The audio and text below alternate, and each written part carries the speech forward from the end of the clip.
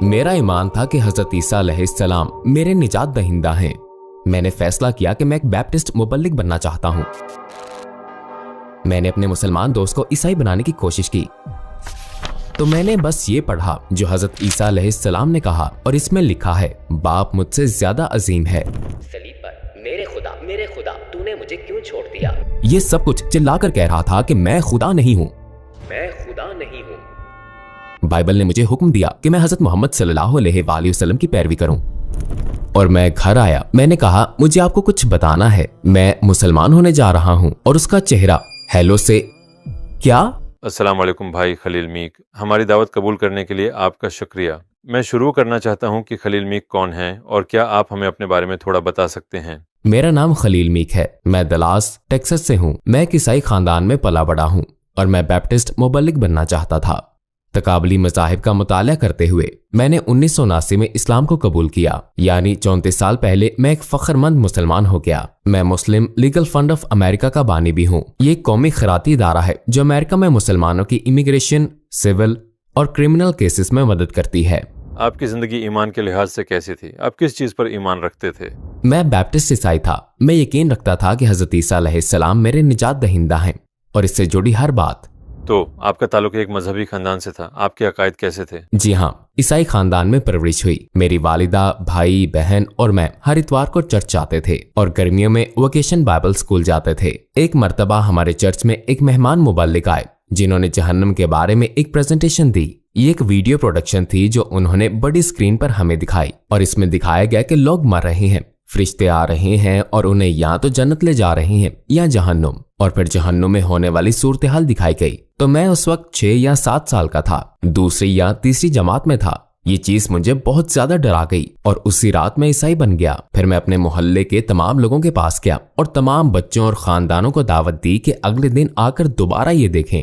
मैंने ये किया। एक बहुत जज्बाती वक्त था। फिर जैसे मैं बड़ा हुआ ये एक इतवार की रस्म बन गई और जब मैं कॉलेज गया तो मैंने अपने मजहब पर अमल करना छोड़ दिया। मेरी अपनी वालिदा एक कार हादसे में फौत हो गई जब मैं 1.5 साल का था, लेकिन उनकी मौत के बाद मेरे वालिद को इंश्योरेंस सेटलमेंट मिली और बच्चों बशमूल मेरे को भी इंश्योरेंस की रकम मिली। ये रकम एक एन्युटी में जमा रही यहाँ तक कि मैं 18 साल का हो गया और फिर ये रकम मुझे एक साथ दे दी गई। जब मैं 18 साल का हुआ तो मेरे पास पैसे थे, आजादी थी, लेकिन मैंने कॉलेज में बहुत ज्यादा पार्टी की। मैंने वहां अपनी जिंदगी खूब एंजॉय की। लेकिन जब मेरा आखिरी साल आया, यानी मेरा ग्रेजुएट होने का साल, मुझे ये महसूस होना शुरू हुआ कि मैं जो कुछ भी कर रहा हूँ वो बहुत गलत है और मुझे अच्छी तरबियत मिली थी।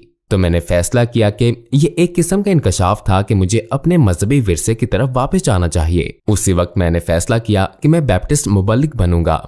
तो मैंने अपनी डिग्री मुकम्मल की और उसी के मुतालिक मंसूबा बनाया। तो आपका इस्लाम की तरफ सफर कैसे शुरू हुआ? क्या आप हमें उन दिनों में ले जा सकते हैं? मेरा इस्लाम की तरफ सफर उस वक्त शुरू हुआ जब मैं कॉलेज के आखिरी साल में था और मैंने फैसला किया कि मुझे बैप्टिस्ट मुबल्लिग बनना है। मैंने ये फैसला किया कि मैं कॉलेज नहीं छोड़ूंगा और सेमिनरी नहीं जाऊंगा जब तक अपनी डिग्री ना मुकम्मल कर लूं। तो मुझे 1 साल मुकम्मल करना था और अपने जोशो जज्बे की वजह से मैंने अपने तमाम दोस्तों, साथियों, हर एक शख्स के साथ मजहबी गुफ्तगू करना शुरू कर दिया ताकि मैं ये सोच सकूं कि मैं लोगों को कैसे जहन्नम से बचा सकता हूं। ठीक, मेरा मिशन यही था कि उन्हें ईसाईयत की तरफ लाया जाए। तो मैंने ये सोचा कि मैं दूसरे मज़ाहिब के साथ कैसे राब्ता बनाऊं और उनको ईसाईयत कबूल करने पर कायल कर सकूं। तो यही मेरा मशगला बन गया। मेरा आखिरी साल सिर्फ लोगों से पूछने का था, आप क्या मानते हैं और क्यों, और मैं उनकी बात सुनता था। फिर मैंने एक मुसलमान से दोस्ती कर ली। मैं इससे पहले भी उसका दोस्त था लेकिन कभी मजहब के बारे में बात नहीं की थी। अब मैंने उससे पूछा, आप क्या मानते हैं, और उसने कहा, मैं मुसलमान हूँ। और 80 की दहाई में जब मैं कॉलेज में था मुझे ये भी नहीं पता था कि इसका मतलब क्या है। बस ये कि ये क्या है, क्या ये कोई फिरका है क्या ये कोई मजहब है।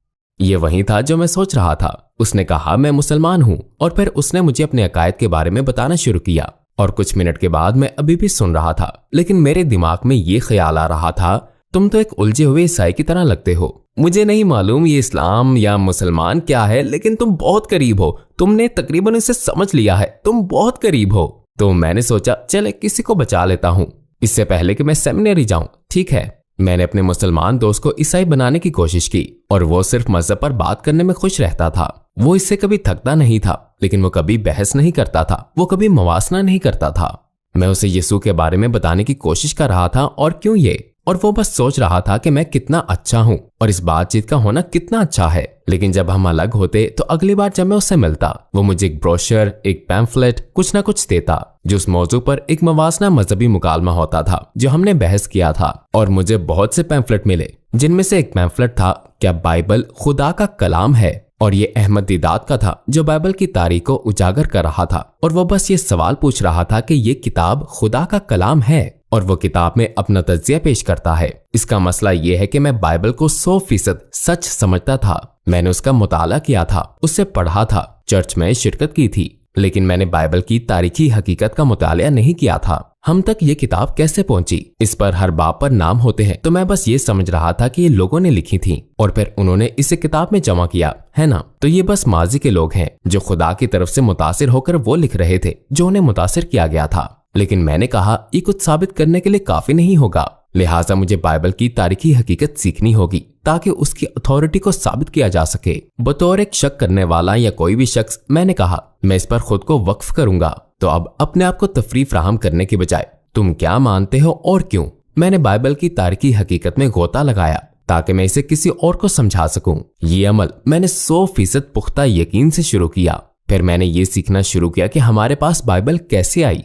जब आप ये देखना शुरू करते हैं कि हमें ये कैसे पता चलता है कि ये वही है जो मूसा ने कहा, ईसा ने कहा, नबी ने कहा, तो जब आप नुस्खों या तारीखी दस्तावेजात को देखते हैं तो मुझे हैरत हुई कि नए अहदनामे में कोई असल नुस्खा अरामी जबान में नहीं है जो कि फलस्तीन की जबान है।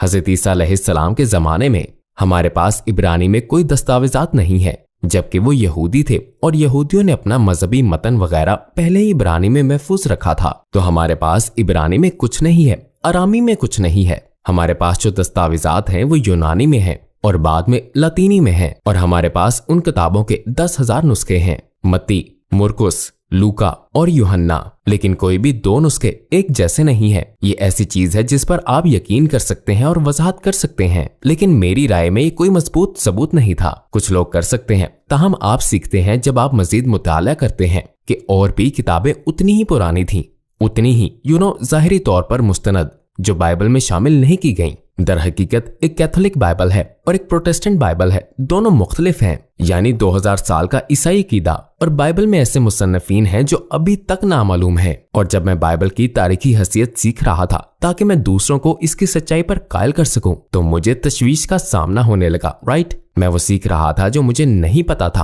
और यकीन से मैं जितना ज्यादा सीखता गया उतना ही ज्यादा शक करने लगा। ये अमल जारी रहा यहाँ तक कि मैं एक मुकाम पर पहुंचा जहां मैं गमगीन था कि ये बेहतर नहीं हो रहा। जितना ज्यादा आगे बढ़ता गया उतना ही बदतर होता गया। जवाबी ज़हनियत में मैंने अपने मुसलमान दोस्त से पूछा, मैंने उससे पूछा तो मुझे कुरान के बारे में बताओ, ठीक है, उसकी तारीखी हसीयत क्या है। तो वो एक किताब लाता है जिसमें हजरत मोहम्मद सल्लल्लाहु अलैहि वसल्लम की सीरत है। आप जानते हैं बस कुरान का तारीखी पस मंजर बहुत सादा है और मैं ये लेता हूँ, फिर मैं पढ़ता हूँ कि इस्लामी ज़राए कुरान के बारे में क्या कहते हैं और बहुत जल्द इस नतीजे पर पहुंचा कि ये एक बिल्कुल मुख्तलिफ तारीखी हकीकत है। कुरान अरबी में है, ये नबी की जबान है, ये नबी के जमाने तक तारीख के मुताबिक है, ये नबी के वक्त से लिखा और याद किया गया है, तब से ये महफूज है। लिहाजा इसकी तारीखी हकीकत बहुत सादा है ना। इसका एक एक लफ्ज सिर्फ सच नहीं बनाता मगर ये इसे मुस्तनद भी बनाता है। तो क्योंकि दोनों किताबें इतनी मुख्तलिफ थीं और कुरान में वो मसाइल नहीं थे जैसा कि मैं ये कहूंगा कि बाइबल में थे, मैं और भी ज्यादा गुस्से में आ गया। मैंने कहा, तुम जानते हो ये मदद नहीं कर रहा। मैं उम्मीद कर रहा था कि ये सब एक ही कश्ती में होंगे और मैं बस आगे बढ़ जाऊंगा, लेकिन इससे मदद ना मिली। और जब मैं मजीद दिदात के पैम्फलेट पढ़ रहा था उनमें से एक था बाइबल में मोहम्मद सल्लल्लाहु अलैहि वसल्लम। ये बस एक छोटा सा पैम्फलेट था जिसमें कहा गया था मोहम्मद सल्लल्लाहु अलैहि वसल्लम बाइबल में हैं, तुम इस पर ईमान क्यों नहीं लाते। मैंने कहा, मैं अपनी सारी जिंदगी चर्च गया हूँ, मैंने लोगों से बात की है, लोगों को सुना है, मैंने कभी उनका नाम एक बार भी नहीं सुना, ना कुछ अच्छा ना कुछ बुरा, उनका कभी भी किसी भी मौजू में जिक्र नहीं आया। मैं उन्हें इस बाइबल में नहीं देख रहा, तो अब मैं शेख दिदात की किताबों से बहस करने में मुकाबला कर रहा हूँ। उसने मुझे चैलेंज किया। तो अगर आप चाहते हैं कि एक ईसाई ये साबित करे कि ईसा वही हैं जो वो कहते हैं कि वो हैं, तो वो पुराने ओहदनामे का हवाला देंगे और कहेंगे, देखो यहाँ इसका जिक्र है, एक नबी होगा जो ये करेगा, वो उस इलाके से आएगा, वो ये करता है, वो करता है, यानी वो बिल्कुल इस पर फिट बैठता है ना। तो फिर आप इसे कैसे रद्द कर सकते हैं? मगर पुराने ओहदनामे में कभी भी ईसा का जिक्र नहीं आता, वहाँ ईसा का नाम नहीं आया। और जब भी मैंने दोनों का मवासना किया, मैंने खुद को दीदात की वजाहत के हक में पाया, ना कि ईसाई वजाहत के। मेरे ख्याल में ये नतीजा अखज़ करना बहुत वाज़ेह और हतमी हो जाता है कि बाइबल पैदाइश से लेकर मकाशफा तक उस नबी के बारे में बात करती है। ये जिक्र करती है कि एक नबी आएगा, वो कहाँ से आएगा, उसने क्या किया, कैसे किया, और जो कुछ भी मुतल्लिका है और नबी की जिंदगी बाइबल में है। तो मुझे ये बहुत परेशान कुन लगा। लेकिन दूसरी बात यह है कि शायद मैं वो कंफ्यूज मुसलमान हूं। मेरे पास अब शायद बाइबल में 50 से 100 आयात हैं जो बहुत वाज़ेह हैं। ये लाजमी तौर पर नबी मोहम्मद होने चाहिए। HMD इब्रानी में, जो कि अरबी के मुशाबा होगा, ये अहमद होगा। तमाम कौमों का अहमद आएगा और वो ये करेगा, उसका घर पहले से बड़ा होगा जो बैतुल मुकद्दस से मक्का की तरफ मुंतकली है। ये तस्निया 32:1-3 में कहता है, खुदा सीना से आया, सियर से चमका जो कि फलस्तीन है, और पहाड़े फरान से चमका। ठीक है, तो अगर खुदा सीना से आया, ये हजरत मूसा का बराए रास्त हवाला है। अगर वो सियर से चमका, हजरत ईसा की तबलीग फलस्तीन में 3 साल रही। ये वाज़ेह है कि इसका इशारा किसकी तरफ है? जो पहाड़े फरान से चमका। ठीक है, और वो 10,000 मुकद्दसीन के साथ आया, अपने हाथ में चमकता हुआ कानून लेकर। वो कौन हो सकता है? अच्छा, फरान कहाँ है? और लोग इस पर हमेशा बहस करते हैं, लेकिन ये बाइबल में बिल्कुल वाज़ेह है। ये कहता है कि जब इब्राहिम अलैहिस्सलाम हाजरा को और उनके बेटे इस्माइल को ले गए और उन्हें फरान के बियाबान में छोड़ दिया और वो तीर अंदाज बन गया, और फिर तो फरान कहाँ है? मक्का। नबी कहाँ से आए? फरान। क्या वो 10,000 मुकद्दसीन के साथ आए और चमकते कानून के साथ? जी हाँ। कुरान कहता है कि वो मोहम्मद सल्लल्लाहु अलैहि वसल्लम को उनसे बेहतर जानते थे, या ये कि वो मोहम्मद सल्लल्लाहु अलैहि वसल्लम को अपने बेटे से ज्यादा आसानी से पहचान लें। ये इसलिए है कि जो वही नाजिल हुई वो इतनी वाज़ेह, इतनी जामे, इतनी कामिल थी कि इनकार करने के लिए जाहिल होना जरूरी है। फिर मसला ये बन गया कि फिर भी हजरत ईसा ईसाईयत में इंतहाई अहम है। वही मजहब है, यानी मजहब उनके बारे में है और उनके जरिए ही चलता है। तो एक ईसाई के तौर पर आप सोचते हैं, मैं हजरत ईसा को छोड़कर कुछ और कैसे कर सकता हूँ? ये समझ ही नहीं आता। आप ये नहीं कर सकते। फिर मुझे मालूम हुआ, अच्छा, दीदात की एक और किताब थी, हजरत ईसा एक मुसलमान नबी। मैंने कहा नहीं, वो ईसाई हैं। लेकिन जब आप मुसलमानों का नुक्ते नजर समझते हैं तो वो कहते हैं कि जो कुछ उन्होंने किया हम इससे मुत्तफिक हैं। आप जानते हैं, ये उनकी जिंदगी, उनके मौत से, उनकी पैदाइश, उनकी सब कुछ ठीक है, लेकिन हम उन्हें खुदा नहीं समझते। तो क्या वो खुदा हैं या नहीं है? तो जब ये सवाल सामने आया तो ये वाज़ेह हो गया, ये दोनों मज़ाहिब तकरीबन एक जैसे हैं सिवाय निजात के। आप जन्नत कैसे पहुंचेंगे? क्या ये ईमान है कि हजरत ईसा खुदा हैं और आपके गुनाहों के लिए मरे और आपकी उन्होंने कीमत अदा की और आप जन्नत जाएंगे? या ये मुसलमानों का अकीदा है जहां एक खुदा पर ईमान और तौहीद ही आपकी निजात है? तो फिर मैंने हजरत ईसा की बातें पढ़ी। इंजील में लिखा है, अच्छा, बाप मुझसे अजीम है, मैं ईसा अपनी तरफ से कुछ नहीं करता, तो मुझे अच्छा क्यों कहते हो? सिर्फ बाप ही अच्छा है। तो मैं हजरत ईसा को पढ़ रहा हूँ जैसे वो बार बार इसका इनकार कर रहे हैं, बार बार और बार बार। वो ऐसा क्यों कर रहे हैं? ठीक है, ये क्यों हो रहा है?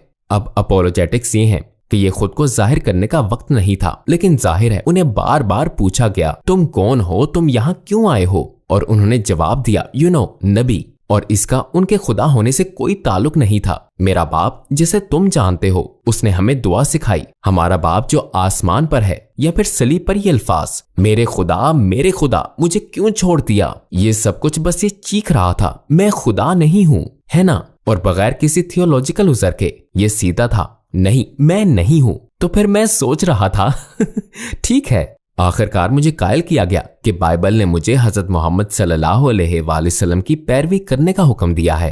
तो मैं एक मस्जिद में गया, डेंटन में, जहां मैं स्कूल जा रहा था, और मैं वहां गया। अब मैं अंदर से ये सारी कैफियत महसूस कर रहा था। मेरे सिवा कोई नहीं जानता था कि मेरे दिमाग में क्या हो रहा है, लेकिन मैंने फैसला किया कि मुझे मुसलमान बनना है। मैंने अपने दोस्त के पास भी जाकर उससे नहीं बताया, मैं सीधा मस्जिद चला गया। मैंने डेंटन में एक मस्जिद तलाश की और दरवाजा खोलने की कोशिश की, वो बंद था। आपने कलमा कैसे पढ़ा? तो हाँ, मैं मस्जिद में हूँ, वो बंद है। तो मैं बस सड़क के किनारे बैठ गया सोचते हुए, मैं क्या करूंगा? क्या मैं किसी के आने का इंतजार करूं या चला जाऊं? मैं बस इस बारे में सोच रहा था। मुझे वहां 5 या 10 मिनट से ज्यादा नहीं हुए। ज्यादा से ज्यादा एक गाड़ी आकर रुकी। ठीक है, तो मैंने कहा, ओ अच्छा कोई आ गया है। वो अपनी गाड़ी से बाहर निकलता है और आकर कहता है, क्या मैं आपकी मदद कर सकता हूँ? मैंने कहा, हाँ मैं यहाँ आया हूँ, मैं मुसलमान बनना चाहता हूँ। और उसने दरवाजा खोला और नमाज का वक्त हो चुका था, तो उसने मुझे अंदर बुलाया। वो बहुत खुश थे और कह रहे थे, क्या आप ये और ये जानते हैं? और मैंने कहा, मुझे नहीं मालूम इस्लाम के अरकान, ईमान के असूल। मैं बस ये जानता हूँ कि जो मैं समझता हूँ इन दोनों मज़ाहिब के बारे में, वो ये है कि ये एक जैसे हैं सिवाय निजात के, या ट्रिनिटी या तौहीद। मैं इस बात पर कायल हूँ कि तौहीद सही है, तो मैं यहाँ हूँ। मैं मुसलमान बनना चाहता हूँ। कलमा पढ़ने के बाद उन्होंने मुझे किताब देकर भेजा जिसका नाम था हलाल और हराम। उसका अंग्रेजी वर्जन। तो ये एक दिलचस्प कहानी है। मेरी बीवी जो अब 34 साल से मेरी बीवी है, जो कॉलेज में थी, और हम शादीशुदा नहीं थे। हम शादी करने का इंतजार कर रहे थे जब तक मैं ग्रेजुएट ना हो जाऊं, लेकिन हम 3 साल से डेटिंग कर रहे थे। हम मंगेतर थे। हमारी शादी का मंसूबा था। मैं ये सारी ज़हनी तहकीक कर रहा था। वो सोच रही थी कि मैं एक बैप्टिस्ट पादरी बनने वाला हूँ। मैंने फैसला किया कि मुझे मुसलमान बनना है ना? लेकिन मैं लोगों से बात नहीं कर रहा था। मैं बस ये सब अंदर ही अंदर कर रहा था। तो जब मैं मस्जिद पहुंचा और मैंने शहादत ली और घर वापस आया, मैंने कहा, मैं तुम्हें कुछ बताना चाहता हूँ। वो कहती हैं, क्या? मैं मुसलमान बनूंगा। जानती हो, मैंने शहादत ली, मैं मुसलमान बन गया हूँ। और उसका चेहरा, उसने मेरी तरफ देखा, यानी हाय से, क्या तुमने क्या किया? मैंने कहा, मैं मुसलमान बन गया। वो कहती हैं, तुमने ये क्यों किया? और वो चिल्लाने लगी और परेशान हो गई। वो कहती है, मुझे नहीं मालूम ये कहां से आया, मैं ये नहीं करूंगी। और वो बस एक फहरिस्त बनाने लगी कि वो क्या नहीं करेगी। मैंने कहा, पुरसकून रहो, बस मेरे लिए खुश हो जाओ, मुझे परवाह नहीं है कि तुम क्या करती हो, ठीक है, ये मेरे लिए है। तो वो पुरसकून हो गई। मेरे पास वो किताब थी, हलाल और हराम, ठीक है। तो मैं पढ़ रहा था और बहुत जल्द ये सीखा कि मुसलमान सूद में नहीं पड़ते। मेरे पास फाइनेंस में डिग्री थी। मैं सूद की शरों में महारत रखता था, पैसे से पैसा कैसे कमाया जाए। और अब मैं बैप्टिस्ट वजीर नहीं बनूंगा। तो मैंने कहा, ठीक है, अब मैं क्या करूंगा? तो मैं जो भी काम मिले तलाश करने लगा और मुझे एक ट्रकिंग सेल्स रेप के तौर पर मुलाजमत मिल गई। तो कारोबारों को फोन पर कॉल करके कहना कि हमारे ट्रक लाइंस का इस्तेमाल करें ताकि आपकी मसनूआत बेच सकें, ठीक है। और ये शुरू किया बस आमदनी हासिल करने के लिए। मैंने हलाल और हराम में थोड़ी सी पढ़ाई की और इसमें लिखा था मुसलमान सुअर का गोश्त नहीं खाते। मैंने कहा, हाँ, ईसाइयों का नजरिया ये था कि सुअर का गोश्त बुरा है। हज़रत ईसा का इंतकाल हुआ, सब कुछ साफ हो गया, तो अब तुम इसे खा सकते हो। तो मैंने बचपन में सुअर का गोश्त खाया, लेकिन मुसलमान अब भी सुअर का गोश्त नहीं खाते। तो मैं अपनी बीवी के पास गया। मैंने कहा, सुनो, मैंने कुछ सीखा है। वो कहती है, क्या? मैंने कहा, मुसलमान सुअर का गोश्त नहीं खाते, तो जब तुम खाना बना रही हो या कुछ भी तो मुझे मत देना, बस इसे बाहर रख देना। वो कहती है, तुमने क्या कर लिया है? यानी वो मुझे उदास नजरों से देख रही थी और थोड़ी सी परेशान हो गई। फिर जैसे वो समझ रही हो कि मैंने वाकई एक फिरके में शमूलियत इख्तियार कर ली है। और वो कहती है, मैं ये नहीं करने वाली। और फिर वो सब कुछ कहने लगती है जो वो नहीं करेगी। मैंने कहा, फिक्र ना करो, तुम जो चाहो करो, सिर्फ मुझे खुश रहने दो। मैंने चंद सफ़ात और पढ़े और इसमें लिखा था कि मुसलमान मर्द सोना नहीं पहनते। अब मैंने पहले ही एक सोने की शादी की अंगूठी मुंतखब कर रखी थी। मैंने उससे कहा, क्या हम इस अंगूठी को चांदी में बदल सकते हैं? उसने अपनी मंगनी की अंगूठी उतारी और कमरे के दूसरे कोने में फेंक दी और कहा, मैं ये नहीं करने वाली। और वो परेशान हो गई। फिर वो सुकून से बैठ गई और फिर मैं कभी नहीं। और मैंने कहा, ठीक है, लेकिन वो लंबी कहानी मुख्तसर ये है कि हम आखिरकार मैंने उसे राजी किया कि वो मेरे साथ एक मस्जिद जाए और इस्लामी तौर पर शादी करे। और बाद में चर्च किया और वो सारी शादी मुकम्मल की जैसा कि हमने पहले से मंसूबा बनाया था। तो 2 शादियां हुई, लेकिन वो सिर्फ मुझे बर्दाश्त कर रही थी। वो मुझे वाकई पसंद करती थी, लेकिन वो समझती थी कि जो कुछ मैं कर रहा था वो अजीब था। और मैंने ओमाहा में मुस्लिम कम्युनिटी से मुलाकात की और उन्होंने मुझे मदऊ किया। उन्होंने मुझे रॉक स्टार की तरह इज्जत दी, जैसे अरे तुम सफेद हो, तुम मुस्लिम हो, हम तुमसे प्यार करते हैं, तुम जानते हो। मुझे खुशी हुई कि मुझे मस्जिद में एक लाइब्रेरी मिली जिसमें तकाबले अध्ययन पर किताबें थीं, या दावत व तबलीग की वीडियोस, या ईसाइयों के साथ मुसलमानों के मुबाहसे, यानी बहुत सारी चीजें जो बहुत अच्छी थीं। तो मैंने उनको उधार लेकर घर ले जाना शुरू किया और पढ़ना शुरू किया। और फिर अपनी बीवी को बताने लगा, देखो मैंने क्या सीखा। और वो सुनती थी कुछ वक्त के लिए। फिर 5 से 10 मिनट बाद वो कहती, बस इतना ही, मुझे और नहीं सुनना, बस मुझे अकेला छोड़ दो। मगर एक दिन मैं घर आया और ये कई महीनों के बाद था जब मैं पढ़ रहा था, वीडियोस देख रहा था और कुछ कर रहा था। मैं बहुत पुरजोश था, मैं मुसलमान हूँ, मैं ये कर रहा हूँ। और वो मुझ में कुछ तब्दीलियां देखती है, ठीक है। ये तब्दीलियां उसके लिए खौफनाक नहीं थी, वो बस मुशाहिदा कर रही थी। तो वो कहती है, मैं दूसरे मुसलमानों से मिलना चाहती हूँ। मैं कहता हूँ, ओह, क्या मैं तुम्हारे लिए काफी नहीं हूँ, ठीक है।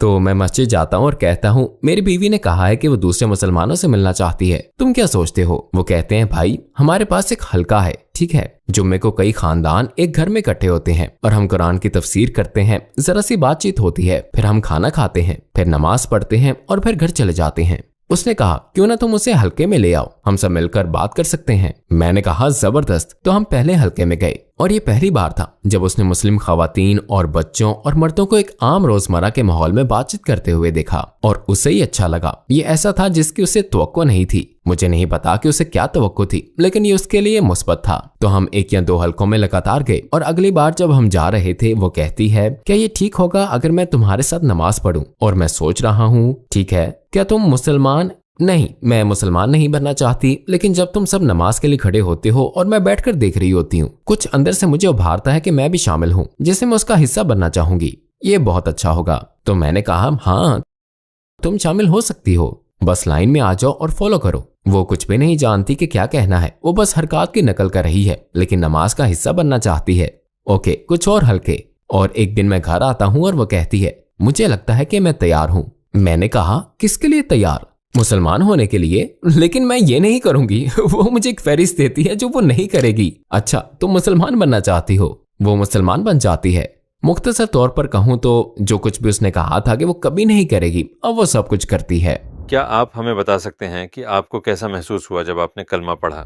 देखो, मैं आपको बताता हूँ, कलमा पढ़ना मेरे लिए सिर्फ एक मशीनी अमल था, लेकिन फौरन मुसलमान होने के बाद आप एक चीज महसूस करते हो जो आपने अपनी जिंदगी में कभी पहले महसूस नहीं की थी। तो वो एक सुकून, एक आराम, एक इत्मीनान है। अल्लाह कहता है कि वो हमारे दिलों में मोहब्बत डालता है। जो कुछ भी आप उसे कहना चाहो आप उसे महसूस करते हो। और आपको ये नहीं पता था कि आपके अंदर ये चीज है। जैसे मेरे और मेरी जिंदगी में किसी दूसरे शख्स के दरमियान हमेशा एक हद होती है जो आप रखते हैं, जो आप रखते हो, और आप इसे ज्यादातर महसूस भी नहीं करते, है ना? मेरा मतलब है वो दोस्त हैं, वो मेरे दोस्त हैं, मैं उनके साथ सब कुछ करता हूँ। जब आप मुसलमान बनते हैं और आप किसी अजनबी को अस्सलाम वालेकुम कहते हैं या किसी को मिलते हैं जिसे आप जानते हैं, और जो एहसास आपको होता है, आप महसूस करते हो कि कुछ कमी है, और वो रुकावट है जो आप हमेशा रखते हो, जो आपको नहीं पता था कि वहां थी। और जब वो खत्म हो जाती है तो आपको एक रूहानी ताल्लुक का एहसास होता है जो मुसलमान होने से पहले नहीं था। और ये एक बहुत ही नशा और एहसास है। आपके खानदान और करीब तरीन लोगों का आपके इस्लाम कबूल करने पर क्या रद्द अमल था? मेरे वालिदैन ने शुरू में बर्दाश्त किया, मेरे लिए खुश नजर आना या जो भी, या ये सोचना कि ये एक मरहला है, ये इससे निकल जाएगा, है ना, ये बस कुछ है जिससे ये गुजर रहा है, ये नौजवान है, ये नादान है, इससे निकल जाएगा। तो हमारे खानदान में कोई मसला नहीं हुआ। ताहम मेरी बीवी के खानदान में थोड़ी ज्यादा सख्ती थी। उसके वालिद इतने परेशान थे कि उन्होंने, कहा जा सकता है, उससे ताल्लुक तोड़ लिया। लेकिन वो शादीशुदा थी और उसके पास मैं था, उसे उनकी जरूरत नहीं थी सिर्फ वालिद होने के सिवा। तो उन्होंने तकरीबन 10 साल तक बात नहीं की। और उसके वालिद पहले ही उसकी माँ से तलाक ले चुके थे, तो वो अलग अलग रह रहे थे। उसकी माँ ने कहा अगर तुम खुश हो तो मैं खुश हूँ। लेकिन उसकी माँ बहुत बेचैन थी। जब मेरी बीवी ने अवाम में निकलते वक्त हिजाब करना शुरू किया, तो जब वो पर्दा करती थी और वो पूछती थी तो मेरे साथ जब हो तो इसे उतार सकती हो, ठीक है? और वो फिक्रमंद थी दूसरों के उसे जज करने की सोच की वजह से। लेकिन ये एक मामूली मसला था और आखिरकार वो इसकी आदी हो गई। और उसके वालिद आखिरकार न सिर्फ उसके साथ मामला सेट करने लगे बल्कि उसके दोस्त बन गए। और फिर वो अपनी उम्र के आखिरी हिस्से में हमारे साथ रहने आए। हमने उनकी देखभाल की जब तक कि उनका इंतकाल ना हो गया। तो उनके ताल्लुकात का इख्तिताम सबसे अच्छे तरीके पर हुआ। पहले थोड़ा सा अजीब था, लेकिन मैंने बहुत सी खौफनाक कहानियां सुनी हैं, तो हम खुशकिस्मत हैं। और नबी सल्लल्लाहु अलैहि वसल्लम के बारे में वो कौन सी बात है जो आपको सबसे ज्यादा मुतासिर करती है? जो बात आपको नबी सल्लल्लाहु अलैहि वसल्लम के बारे में पसंद है वो ये है कि उन्होंने हर मसले का हल दिया है जिसका हम आज सामना करते हैं, चाहे वो मीडिया हो या बदसलूकी या तशद्दुद या अपनी फैमिली के साथ या अपनी कम्युनिटी के साथ बातचीत। हमारे पास अमरीकी रवायत में सुपर हीरोज हैं, ठीक है, हर सुपर हीरो जो आप तसव्वुर कर सकते हैं। अब आपके पास सुपर हीरोज क्यों हैं? क्योंकि लोग एक दूसरे की हदूद को देखते हैं, ठीक है, और हम में से किसी के पास वो सुपर हीरो की खसूसियात नहीं है। तो अगर हम चीजों को ठीक कर सकते तो हमारे पास एक सुपर हीरो होता जो मदाखलत करता और सब कुछ ठीक करता। जब आप ये समझते हैं कि एक शख्स जो सहरा में था उसे एक ऐसे वक्त में वही मिली जब जहालत और तशद्दुद और हर वो चीज मौजूद थी जिसका आप तसव्वुर कर सकते हैं, और किस तरह से उन्होंने वो पैगाम पूरी दुनिया में बहुत कम वक्त में फैला दिया कि एक ऐसा सुपर हीरो जो खुद से अपने साथियों और पैरोकारों के जरिए तब्दीली लाने के तरीके से ये एक अफसानवी या ख्याली किरदार से ज्यादा मुतासिर कुन है, तो आपको अपने ख्याली हीरोज को हकीकी लोगों से बदलना होगा। आखिर में यहाँ कुछ लोग हैं जो हमें देख रहे हैं, अपने दिल में इस्लाम को पसंद कर रहे हैं, लेकिन अपने रिश्तेदारों या करीबी लोगों के रद्द-ए-अमल से खौफजदा हैं। आप ऐसे शख्स को क्या कहना चाहेंगे? क्या मैं अपना जवाब पढ़ सकता हूँ? मैंने इस पर एक लम्हे के लिए सोचा और ये उनकी क़यामत के दिन मदद करेगा, जब आप अकेले खड़े होंगे अपने रब या अपने खालिक का सामना करते हुए। ईमान एक जाती फैसला है जिसे हर किसी को सामना करना पड़ेगा। आपको जवाब देना जरूरी है। मैं यहाँ क्यों हूँ? मैं कहाँ जा रहा हूँ? मुझे क्या करना चाहिए? कोई भी आपकी जवाबदेही के लिए जिम्मेदार नहीं है, न ही वो आपकी कामयाबी में हिस्सा लेंगे। ईमान में मजबूत यकीन किसी भी रुकावट, हायल चीजों या रद्द-ए-अमल को शिकस्त देगा। जब आप अपने दिमाग और दिल को जोड़ लोगे तो आपको एक नाकाबिले मुतसलसल सुकून मिलेगा और नाकाबिले मुतसलसल ताकत। लिहाजा अगर आप दूसरों के रद्द-ए-अमल के बारे में परेशान हो तो परेशान ना हो, इखलास यकीन के साथ अमल करो और ये यकीन रखो कि अल्लाह तुम्हारे साथ है। हर कदम पर वो पहले ही साथ है।